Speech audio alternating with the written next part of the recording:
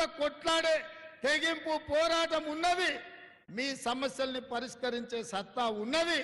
ఇవాళ మీ తరపున కొట్లాడడానికే అత్రం సుగుణను ఈరోజు కాంగ్రెస్ పార్టీ అభ్యర్థిగా ఇక్కడ నియమించడం జరిగింది. ఇవాళ మీడియా మిత్రులు కూడా ఆలోచన చేయాలి. కాంగ్రెస్ పార్టీ ఒక సామాన్య ప్రభుత్వ ఉద్యోగం చేసుకునే టీచర్కు ఈరోజు కాంగ్రెస్ పార్టీ టికెట్ ఇచ్చింది. ఆనాడు ఖానాపూర్ నుంచి వెడుమ బొజ్జుకు టికెట్ ఇచ్చినాం. ఒక ఇందిరమ్మ ఇంట్లో ఉండే యువకుడికి ఈ ప్రాంత ప్రజలకు సేవలు అందిస్తాడని టికెట్ ఇచ్చినాం. మీరు పెద్ద మనసుతోని వెడుమ బొజ్జును ఎమ్మెల్యేగా గెలిపించారు. అందుకే ఇవాళ 24 గంటలు మీకు అందుబాటులో ఉండి ఈ ఆదిలాబాద్ ఆదివాసీల పట్ల, గిరిజనేతరుల పట్ల, వాళ్ళ సమస్యల పరిష్కారం పట్ల కొట్లాడుతున్నాడు. అట్లనే ఇవాళ అత్రం సుగుణన్ కూడా గెలిపించండి. రోజుకు 18 గంటలు మీకోసం కొట్లాడుతుంది, మీ సమస్యల పరిష్కారం కోసం నిలబడుతుంది. ఆనాడు కొమరం భీం రామ్జీ గోండు నుంచి మొదలు పెడితే ఈనాడు ఆదివాసీల వరకు ఈ సమస్యల పట్ల కొట్లాడే చిత్తశుద్ధి ఉన్నది. ఇక నా గురించి మీకు తెలుసు.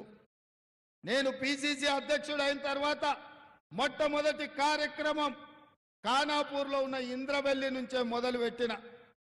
నేను ముఖ్యమంత్రి అయిన ఎంబడే మొదటి సంతకం ఇంద్రవెల్లి అమరవీరుల స్తూపాన్ని పర్యాటక కేంద్రంగా స్థలం కేటాయించి కోట్ల రూపాయలు కేటాయించి అభివృద్ధికి నిధులు ఇచ్చిన.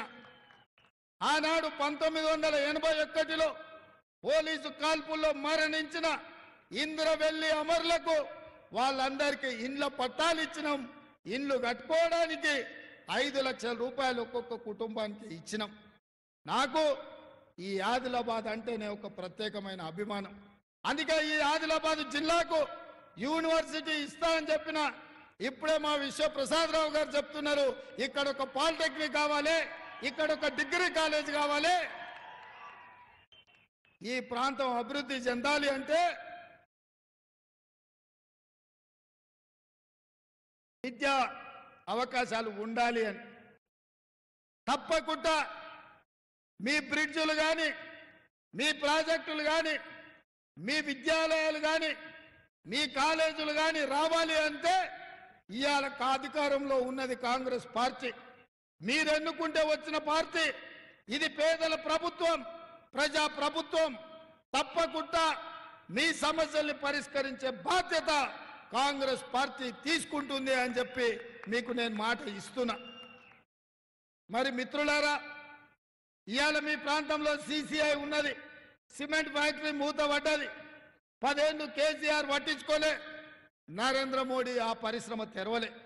ఇవాళ ఈ ప్రాంతంలో అపారమైన సున్నపు గనులు ఉన్నాయి.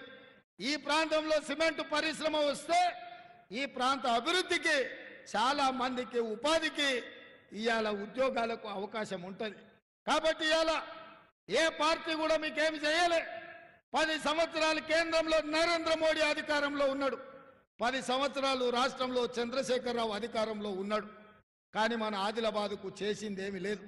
కానీ అదే కాంగ్రెస్ పార్టీ అధికారంలోకి వచ్చిన మొదటి 100 రోజుల్లోనే అభివృద్ధి చేసి 6 గ్యారంటీలలో 5 గ్యారంటీలను అమలు చేసి మాట ఇచ్చిన పార్టీ, మాట తప్పని పార్టీగా ఇవాళ కాంగ్రెస్ పార్టీ మీ ముందు నిలబడ్డది.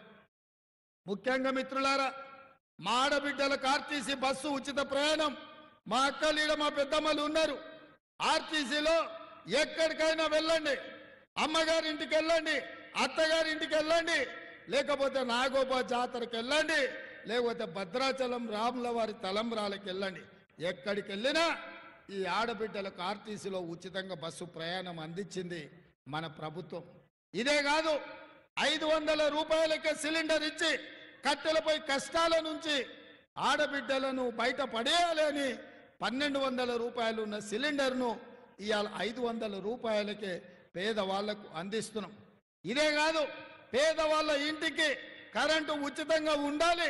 కరెంటు బిల్లులు చూసి మీ కళ్ళు తిరిగి కింద పడే పరిస్థితి ఉంటే 200 యూనిట్ల వరకు ప్రతి పేదవాడి ఇంటికి ఉచితంగా కరెంట్ ఇచ్చి ఇవాళ పేదల్ని ఆదుకున్న ప్రభుత్వం కాంగ్రెస్ ప్రభుత్వం.